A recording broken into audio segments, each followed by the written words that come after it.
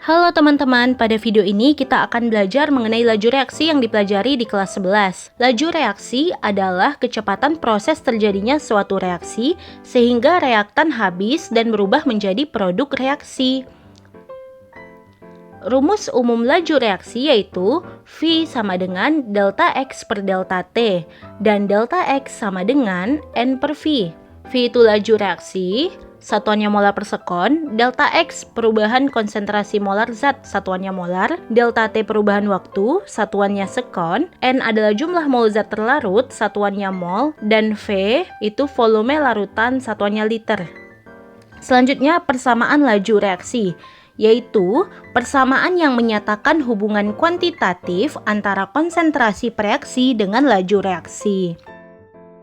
Nah, misalkan pada reaksi A tambah B menghasilkan C tambah D, maka nilai persamaan laju reaksinya yaitu V sama dengan K dikali konsentrasi A berpangkat X dikali konsentrasi B berpangkat Y, di mana K itu adalah konstanta atau tetapan laju reaksi, A, B itu adalah konsentrasi reaksi A dan B, X adalah orde atau tingkat reaksi terhadap A, sedangkan Y orde atau tingkat reaksi terhadap B, dan X sama dengan Y itu adalah orde reaksi total.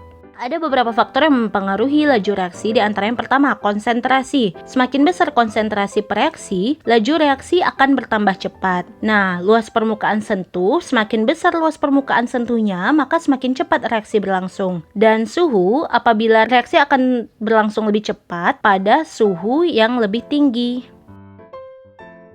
Contohnya, untuk reaksi P tambah Q menghasilkan PQ, diperoleh data sebagai berikut. Pada percobaan pertama, konsentrasi P 0,2 molar, Q 0,1, dan laju reaksinya adalah 0,24 molar per sekon. Percobaan kedua 0,2 untuk P, yang Q 0,2 molar dan laju reaksinya 0,48. Percobaan 3, konsentrasi P 0,4, konsentrasi Q 0,2 dan laju reaksinya 1,92. Yang ditanya adalah tentukan orde reaksi terhadap P dan Q, tuliskan persamaan laju reaksinya dan hitung nilai tetapan laju reaksi. Yang pertama kita hitung orde terhadap P dan Q. Yang pertama, orde P diperoleh dengan melihat data konsentrasi Q yang tetap. Jadi di sini untuk mencari orde P kita lihat data yang punya Q itu yang tetap, yaitu pada percobaan 2 dan 3 sama-sama 0,2. Jadi kita buat perbandingan V2 per V3 itu sama dengan konsentrasi P2 per konsentrasi P3 berpangkat X. Jadi itu rumusnya. Kalau misalnya P yang ditanya, kita lihat data Q yang tetap nilainya. Nah, kita substitusikan V2 itu 0,48, V3 1,92. Sama dengan kita substitusikan konsentrasi P2 dan P3 itu 0,2 per 0,4 berpangkat X. Nah, ini apabila disederhanakan menjadi 1/4 sama dengan 1/2 berpangkat X. Karena 0,48 dan 1,92 itu sama-sama dibagi 0,48. Sehingga X didapatkan 2, karena setengah berpangkat 2 itu 1/4. Selanjutnya orde Q diperoleh dengan melihat data P yang tetap. Jadi kalau Q yang ditanya itu kita lihat pada data P yang tetap yaitu percobaan 1 dan 2.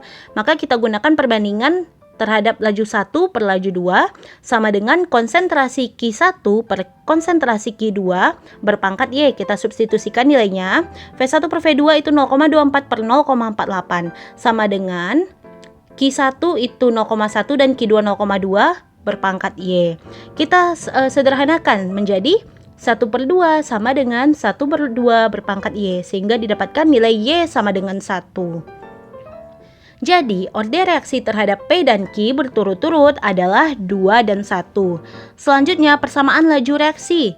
Nah, V itu sama dengan K dikali konsentrasi P berpangkat ordonya. Ordonya si P itu 2, sedangkan ordo si Q itu 1. Jadi, persamaan laju reaksinya adalah V sama dengan K dikali konsentrasi P pangkat 2 dikali konsentrasi Q pangkat 1. Selanjutnya nilai tetapan laju reaksi V sama dengan, karena tadi rumusnya V itu K dikali konsentrasi P pangkat 2 dikali konsentrasi Q, sehingga K menjadi V per konsentrasi P kuadrat dikali konsentrasi Q. Kita substitusikan nilainya, kita pilih salah satu percobaan. Misalnya kita pilih percobaan 1, kita masukkan data yang percobaan 1 semuanya, sehingga didapatkan 0,24 per per 0,2 kuadrat dikali 0,1, atau itu 0,24 per 0,004, sehingga nilai tetapan laju reaksinya adalah 60. Terima kasih yang sudah menonton video ini, semoga bermanfaat dan sampai jumpa di video selanjutnya.